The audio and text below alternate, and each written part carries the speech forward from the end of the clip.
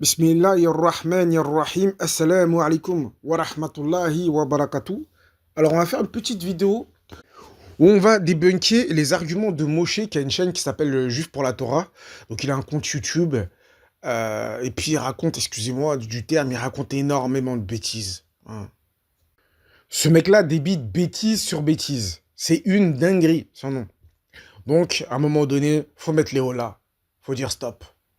Donc, on va passer un peu le contexte.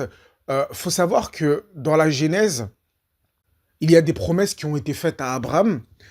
Et concernant particulièrement Ismaël, il y a une promesse de nation qui a été faite. Et nous disons que Ismaël fait partie de l'alliance. Et nous disons aussi que la nation qui sortira de lui est une nation qui est en alliance avec l'Éternel. Et que par ce biais, vu que la nation est en alliance avec l'Éternel, la nation va obéir à des lois qui viendront de l'Éternel.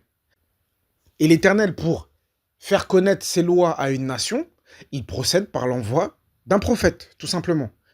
Et nous disons que ce prophète, c'est Muhammad sallallahu alayhi wa sallam. Et tout le boulot des chrétiens et des juifs, c'est de descendre Ismaïl alayhi salat wa sallam. Voilà leur job. C'est de faire de lui un moins que rien.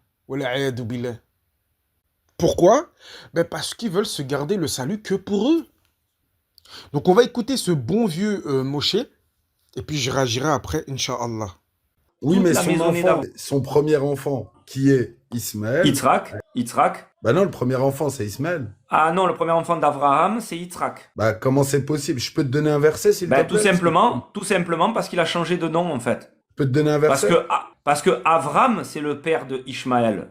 Tu sais que Sur les Ishmaël, mots. lorsqu'il est né, c'est Avram qui l'a mis au monde. Tu le sais ou pas? Je peux te donner un verset, s'il te plaît? Vas-y, donne-moi un verset, si tu veux. Quand les anges sont venus annoncer la destruction de Sodome et Gomorrhe, et ils sont venus annoncer en même temps la naissance d'Isaac, un an plus tard. Bah là, Ismaël, il était présent dans la maison et il s'est fait circoncire. Ouais, mais en fait, tu comprends pas, en fait. Je crois que tu comprends pas, tu saisis pas. Est-ce que tu connais le nom du père de Ishmaël, quand il a eu, en fait, avec Agar, comment il s'appelait, son papa? Abraham. Non, il s'appelait Abram. Vous avez une forte ignorance sur ce sujet, je le sais, parce que le Coran ne vous en parle même pas, j'en suis sûr. En fait, il faut que tu saches une chose. Ce personnage s'appelait Avram. Mais qu'est-ce qu'il est stupide, cet argument. Franchement, à leur place, j'aurais honte de sortir cet argument. Parce que même les chrétiens, ils sortent ce genre d'argument stupide. Du genre, Ismaël n'est pas le fils d'Abraham, mais il est le fils d'Abraham. Je vous le jure, par celui qui tient mon âme entre ses mains, que la première fois que j'ai entendu Moshe dire ça, je l'avais jamais entendu, cet argument. J'ai été choqué. Je me suis dit, mais comment on peut sortir ce genre de choses sans trembler des sourcils? C'est une dinguerie. Donc, on va répondre. Déjà, première question. Je vais poser une question que j'ai posée sous sa vidéo. La question est simple.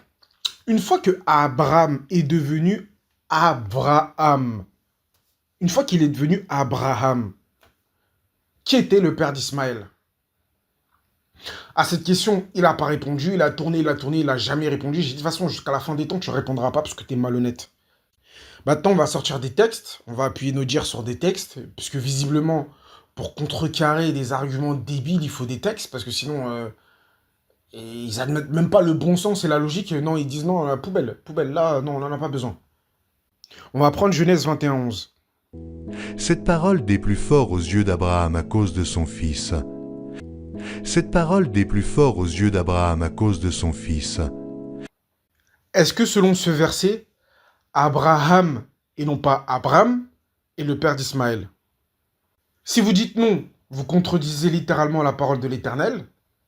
Et si vous dites oui, automatiquement vous admettez que Ismaël est le premier fils d'Abraham. On va clôturer le sujet avec un dernier verset, Genèse 21:13. Je ferai aussi une nation du fils de ta servante, car il est ta postérité. Je ferai aussi une nation du fils de ta servante, car il est ta postérité.